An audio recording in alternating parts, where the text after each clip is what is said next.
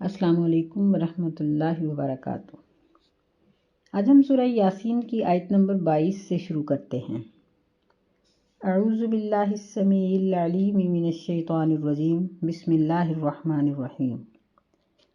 وما لی لا اعبد الذی فطرنی والیہ ترجعون۔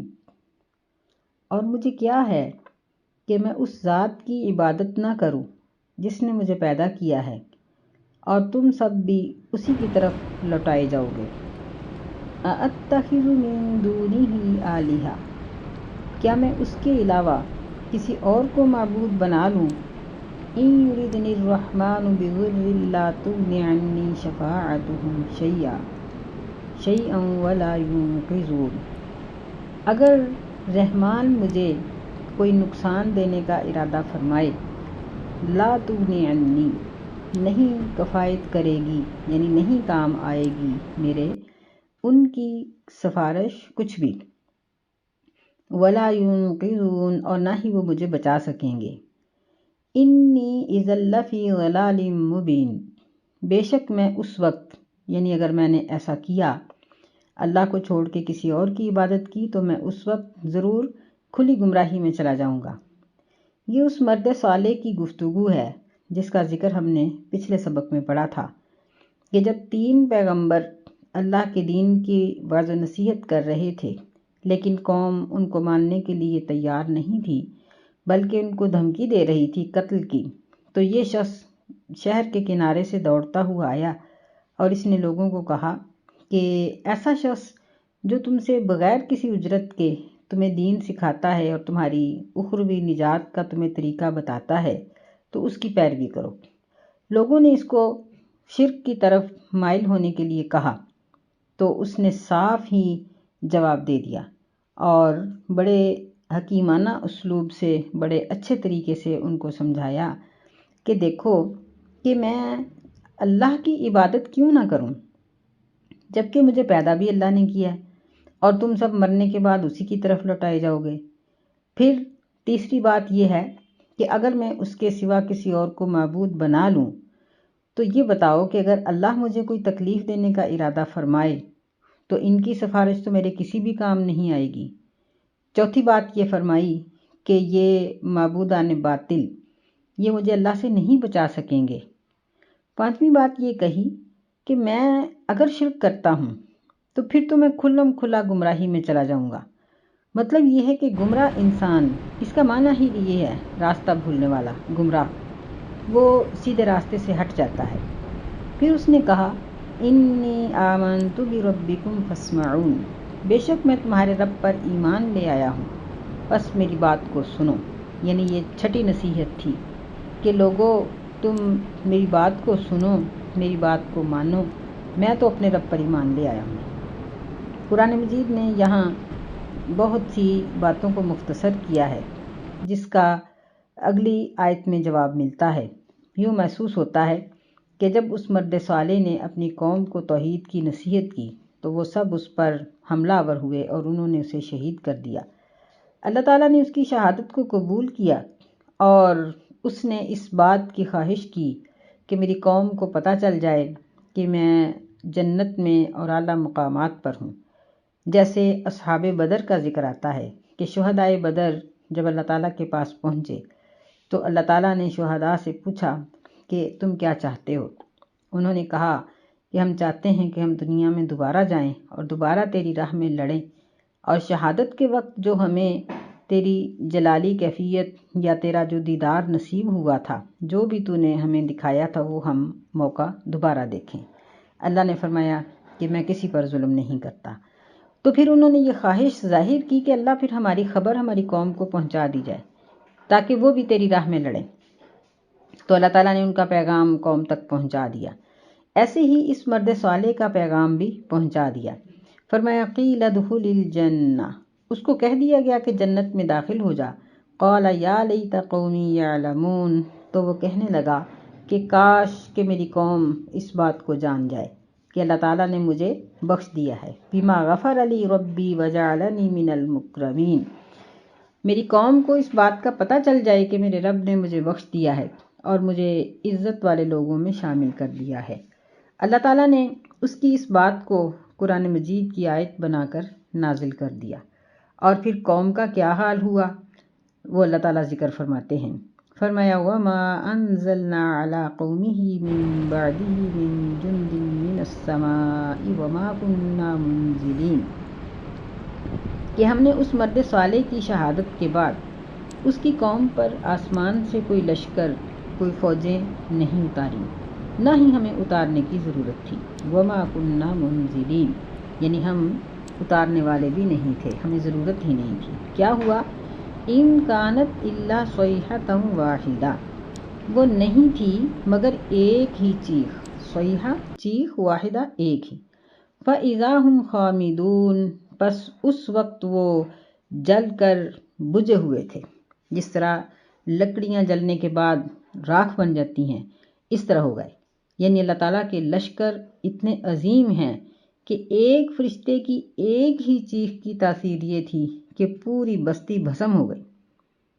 اور اللہ تعالیٰ نے ہمیں یہ بات بتا دی کہ اللہ کے بندوں سے ٹکر لینے والوں کا بالآخر یہی انجام ہوتا ہے۔ پھر اللہ فرماتے ہیں یا حسرتن علی العباد، اے افسوس بندوں پر، ما یأتیہم من رسول الا کانوا بہ یستہزئون، کہ ان کے پاس جب بھی کوئی رسول آیا، یعنی اس کا لفظی معنی یہ ہے کہ ان کے پاس کوئی بھی رسول نہیں آتا رہا مگر وہ اس کا مذاق ہی اڑاتے رہے۔ اس آیت مبارکہ سے ایک تو یہ معلوم ہوا کہ تمام وہ اقوام جن کی طرف انبیاء علیہ السلام وقتاً فوقتاً آتے رہے، ان سب کا اپنے نبیوں کے ساتھ یہی سلوک تھا جو مکہ کے لوگوں کا نبی علیہ السلام سے تھا۔ دوسری بات یہ معلوم ہوئی کہ بندوں کے، انسانوں کے اچھے اعمال سے اللہ تعالیٰ بہت خوش ہوتے ہیں۔ اللہ تعالیٰ کے ہنسنے کا، خوش ہونے کا تذکرہ احادیث میں موجود ہے، اور لوگوں کے گناہ کرنے سے اللہ تعالیٰ پریشان ہوتے ہیں۔ اللہ تعالیٰ کو اس بات پر رنج آتا ہے، اللہ ناراض بھی ہوتے ہیں کہ اس کے بندے اس کی بات کو مان کر اس کا انعام کیوں نہیں لیتے۔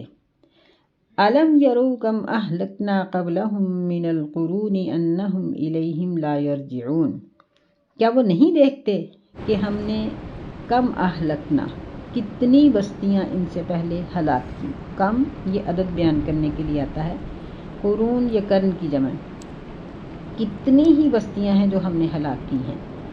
انہم الیہم لا یرجعون، اور وہ ان کی طرف نہیں لوٹتے، یعنی کوئی بھی دوبارہ دنیا میں لوٹ کر نہیں آیا۔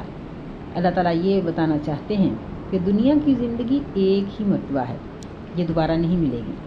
وَإِن كُلٌّ لَمَّا جَمِيعٌ لَدَيْنَا مُحْضَرُونَ، اور اگرچہ وہ سب ہی، تمام کے تمام ہمارے پاس حاضر ہو جانے والے ہیں۔ کلن کا معنی بھی تمام، جمیع کا معنی بھی تمام، یعنی تاکید کے لیے۔ محضرون یہ بھی جمع کا لفظ، یعنی کوئی ایک بھی شخص ان میں سے بھاگ نہیں پائے گا کہ وہ اللہ کے عذاب سے بچ جائے اور بھاگ کر کہیں جا چھپے، نہیں، بلکہ سب کے سب، تمام کے تمام اللہ تعالیٰ کے پاس حاضر ہونے والے ہیں۔ آخرت کے ان معاملات کو اور توحید کے اس ذکر کو مکمل کرنے کے بعد اللہ تعالیٰ اپنی قدرت کی چند دلیلیں بیان فرماتے ہیں۔ فرمایا وَآیَةٌ لَهُمُ الْأَرْضُ الْمَيْتَةُ، اور ان کے لیے مردہ زمین میں ایک نشانی ہے۔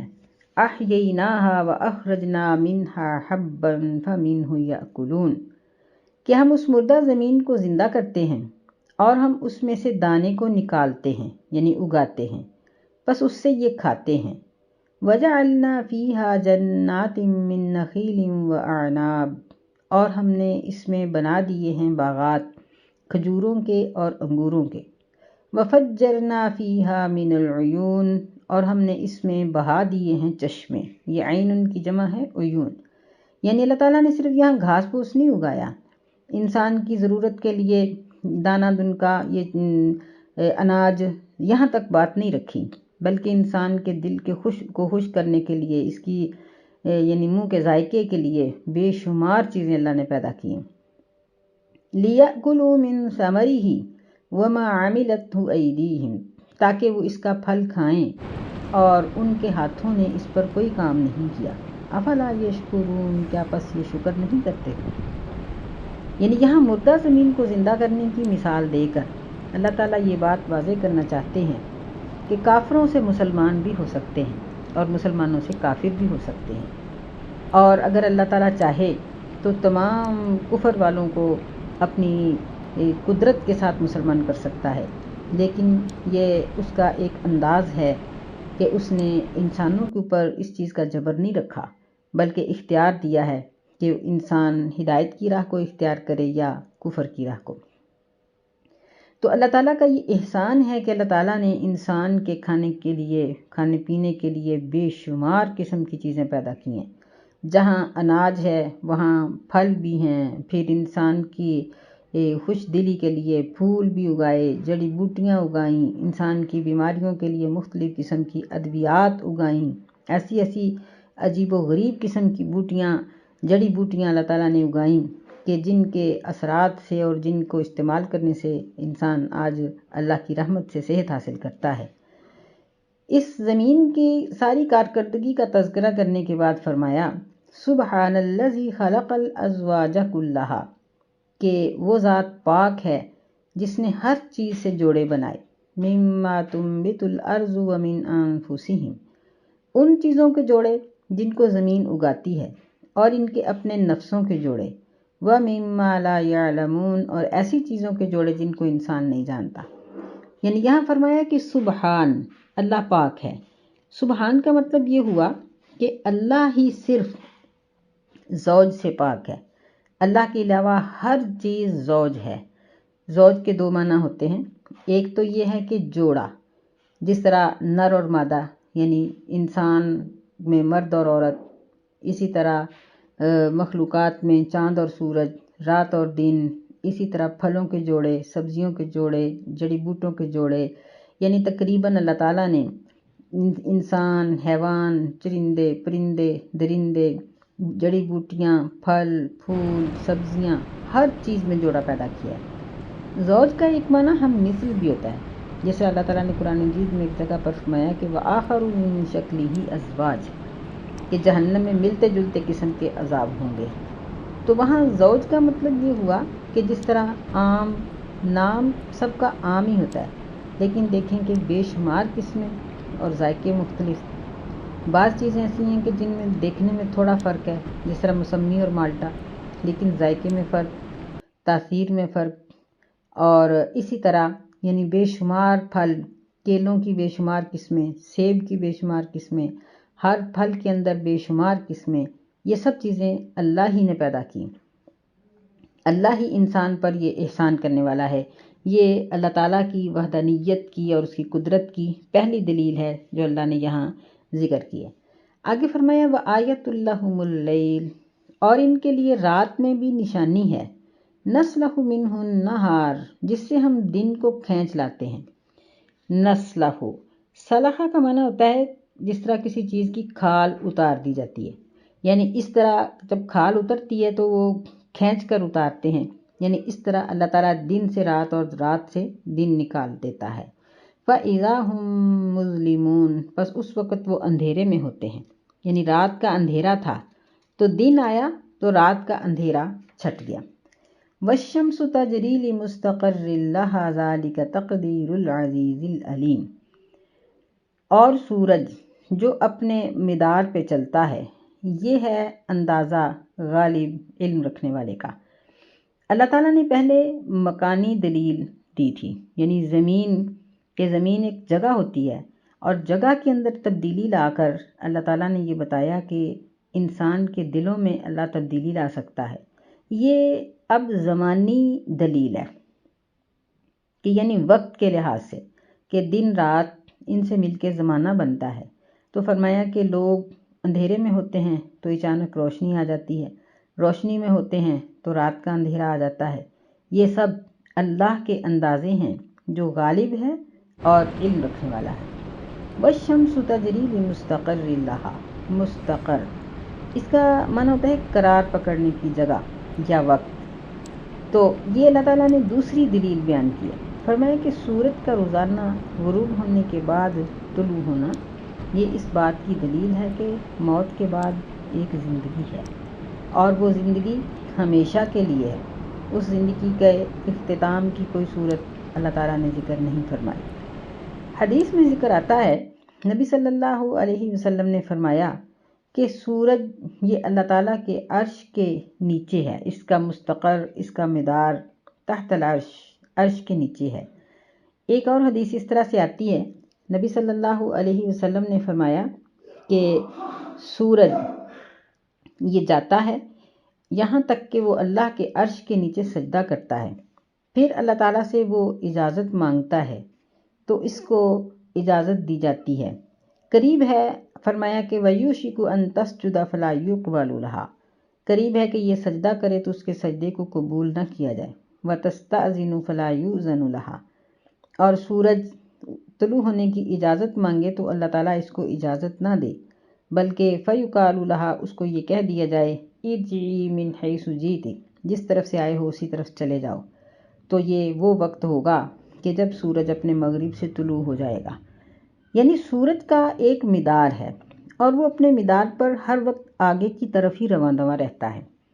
اور پھر بات یہ ہے کہ دنیا پر سورج ہر وقت کسی نہ کسی جگہ پر طلوع رہتا ہے، اگر یہاں رات ہے تو کسی اور ملک میں دن ہے، اگر وہاں دن ہے تو وہ کسی اور ملک میں رات ہے۔ تو پھر یہ سجدہ کب کرتا ہے اور اجازت کب مانگتا ہے؟ تو اس کا مطلب یہ ہے اس حدیث کا کہ سورج اپنے مدار پر چلتا ہے اور یہ اللہ تعالیٰ کا عرش جو ہے یہ ہر چیز سے اوپر ہے۔ وَهُوَ الْعَلِيُّ الْعَظِيمُ، وہ بلند ہے اور بہت بڑا ہے، یعنی اللہ تعالیٰ سے اوپر نبی صلی اللہ علیہ وسلم نے فرمایا کہ کوئی چیز نہیں، اللہ سب سے اوپر ہے۔ تو جب سب سے وہ اوپر ہے تو زمین کے اور یعنی زمین بھی اور چاند بھی اور سورج بھی اور یہ تمام تارے بھی یہ اللہ کے عرش کے نیچے ہیں۔ تو جب یہ چلتا ہے سورج یا چاند تو اللہ کی اجازت سے ہی چلتا ہے اور ہر وقت یہ اللہ کے سامنے سجدہ ریز ہی رہتا ہے۔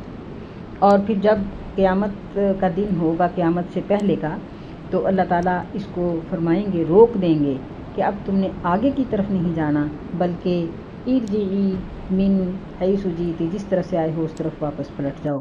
تو نبی صلی اللہ علیہ وسلم نے فرمایا کہ یہ وہ دن ہوگا جب سورج اپنے مغرب سے طلوع ہو جائے گا، اور یہی وہ بات ہے جس کے بارے میں اللہ تعالیٰ فرماتے ہیں کہ وَالشَّمْسُ تَجْرِی لِمُسْتَقَرٍّ لَہَا، کہ سورج اپنے مدار پر چلتا ہے اور یہ غالب قدرت رکھنے والے کا ایک بہت بڑا اندازہ ہے کہ اس نے اس کو اس کے اندازے پر چلا رکھا ہے۔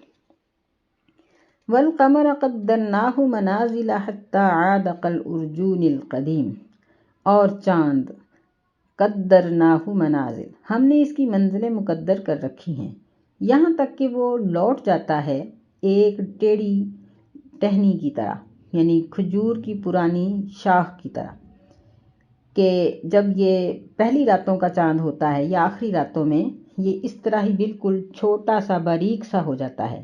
اور اللہ تعالیٰ نے اس کی 28 منزلیں مقرر کی ہیں جن پر وہ پہلے 14 دنوں میں بڑھتا ہے اور پھر باقی 14 دنوں میں یہ چھوٹا ہوتا ہے، پھر 1-2 دن جتنے اللہ تعالیٰ کو منظور ہوتے ہیں یہ غائب رہتا ہے، پھر یہ طلوع ہو جاتا ہے۔ تو اس کی حالت اس وقت ایسی ہی ہوتی ہے جس طرح کھجور کی پرانی ٹہنی اور ٹیڑھی ٹہنی ہوتی ہے۔ تو فرمایا کہ لَلشَّمْسُ يَنبَغِي لَهَا أَن تُدْرِكَ الْقَمَرَ، سورج کے یہ لائق نہیں کہ وہ چاند کو پالے، وَلَا اللَّيْلُ سَابِقُ النَّهَارِ، اور نہ ہی رات دن سے آگے نکل سکتی ہے، وَكُلٌّ فِي فَلَكٍ يَسْبَحُونَ، اور یہ سب ہی فضا میں تیرتے ہیں۔ یعنی کمال قدرت ہے اللہ تعالیٰ کی کہ سورج یہ چاند کو نہیں پا سکتا۔ مطلب یہ ہے کہ چاند نکلا ہوا ہے تو اچانک رات کے وقت سورج نکل آئے، یہ ممکن نہیں ہے، اور نہ ہی رات دن سے آگے نکل سکتی ہے۔ اس کا مطلب یہ ہوا کہ ابھی دن کا 1 گھنٹہ یا آدھا گھنٹہ یا 1 منٹ بھی باقی تھا تو رات طلوع ہو گئی، شروع ہو گئی، نہیں، ایسا نہیں ہے۔ اللہ تعالیٰ نے دونوں کے جو وقت مقرر کیے ہیں وہ وقت اپنے اوقات پر یہ دونوں چیزیں چلتی ہیں، اور اللہ تعالیٰ کی تمام مخلوقات اپنے اوقات پر چلتی ہیں۔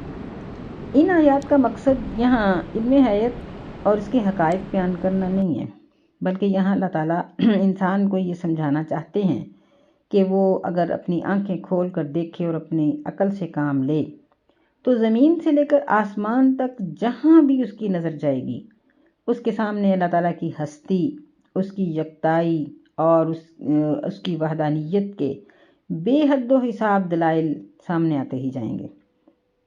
کہیں کوئی دلیل اللہ نے رکھی ہے، کہیں کوئی، جبکہ دہریت اور شرک کا کوئی بھی ثبوت نہیں ہے۔ اب دیکھیں کہ ہماری یہ زمین جس میں نظام شمسی بھی شامل ہے، اس کی عظمت کا کیا حال ہے، ہم اس کو نہیں سمجھ سکتے۔ کہ دیکھیں کہ اس سارے نظام شمسی کا جو مرکز ہے وہ یعنی اس کا زمین اور آسمان کا جو سورج کا جو آپس میں فاصلہ ہے وہ اس طرح سے بیان کیا جاتا ہے کہ یہ کم از کم 2.69 کروڑ اور 30 لاکھ میل کا فاصلہ ہے زمین کا اور سورج کا۔ اور پھر یہ ہے کہ اس کا مرکز سورج اور زمین سے 3 لاکھ گنا بڑا ہے، زمین سے 3 لاکھ گنا بڑا ہے۔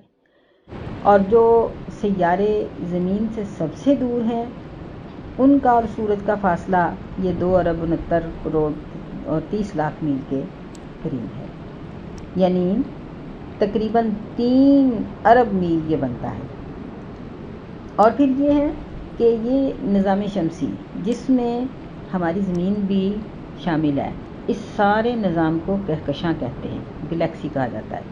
تو اس میں زمین اور سورج اور چاند کے علاوہ اس میں لا تعداد سیارے اور بھی شامل ہیں، یعنی تقریباً ان کی تعداد 30,000 ملین یعنی تقریباً 3 ارب آفتاب ہیں، 3 ارب چاند ہیں جو اس ایک کہکشاں کے اندر شامل ہیں۔ اور یہ ایک کہکشاں ہے جس میں زمین بھی شامل ہے۔ پھر یہ ہے کہ یہ کہکشاں فضا میں ایک نہیں بلکہ یہ بھی لا تعداد ہیں، یعنی لاکھوں سیاروں سے مل کر ایک کہکشاں اور لا تعداد کہکشائیں فضا کے اندر موجود ہیں جن کو صحیح طریقے سے نہ گنا جا سکا ہے اور نہ ہی ان کو کوئی گن سکتا ہے۔ تو یہ تمام کہکشائیں، یہ ان کی کیا حالت ہے، کیا کیفیت ہے، آج تک اس کو سائنسدان ان کا یعنی اس علم کا چند فیصد بھی حصہ حاصل نہیں کر سکے، کیونکہ اللہ تعالیٰ نے قرآن مجید میں پہلے ہی یہ بات کہہ دی کہ ہم تمہیں اتنا ہی علم دیں گے جتنا ہم تمہارے لیے ضروری سمجھیں گے۔ اور سورہ آیت الکرسی میں بھی اللہ تعالیٰ نے فرمایا کہ کوئی بھی انسان اللہ کی مرضی کے بغیر کوئی علم حاصل نہیں کر سکتا۔ تو یہ اس کی کائنات کی ایک چھوٹی سی جھلک ہے جو سائنسدان دیکھتے ہیں اور ہمیں بتاتے ہیں۔ تو یہ پوری کائنات یہ اس کے عرش معلیٰ کے نیچے ہے، تو اس طرح سے ہر چیز اس کے عرش کے نیچے اس کو سجدہ کرتی ہے۔ جب ہم یہ کہتے ہیں، حدیث میں پڑھتے ہیں کہ سورج اللہ کے عرش کے نیچے سجدہ کرتا ہے، تو ہمارے ذہن میں ایک یہ تصور آ جاتا ہے کہ جس طرح ایک کرسی ہے، ایک چارپائی ہے، اس کے نیچے کوئی چیز چلی جاتی ہے۔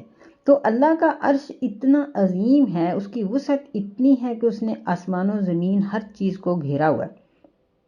اب اگر ہم ان ساری کہکشاؤں کو ملا کر یہ چیز سوچیں کہ یہ جتنی کہکشائیں ہیں ان کے اوپر اللہ تعالیٰ کا عرش معلیٰ ہے اور وہ سب پر محیط ہے، تو پھر ہمیں بڑی آسانی سے یہ بات سمجھ آ سکتی ہے کہ سورج، چاند، یہ سب چیزیں اس کے عرش کے نیچے ہیں اور اس کو سجدہ کرتی ہیں اور اس کی اجازت سے طلوع ہوتی ہیں۔ اور جیسا ہم دیکھ رہے ہیں کہ یعنی کروڑوں سال سے جب سے دنیا بنی ہے تب سے زمین و آسمان کا نظام ایک ہی طریقے سے چل رہا ہے اور قیامت تک ایسے ہی چلتا رہے گا۔ اگر ہمیں اس بات پر یقین آ جائے تو ہمیں اللہ تعالیٰ کی توحید پر یقین آ سکتا ہے۔ اللہ سے دعا ہے کہ اللہ تعالیٰ ہمیں ان مثالوں کو سمجھنے کی اور ان پر عمل کرنے کی توفیق عطا فرمائے۔ آمین یا رب العالمین۔ السلام علیکم ورحمۃ اللہ وبرکاتہ۔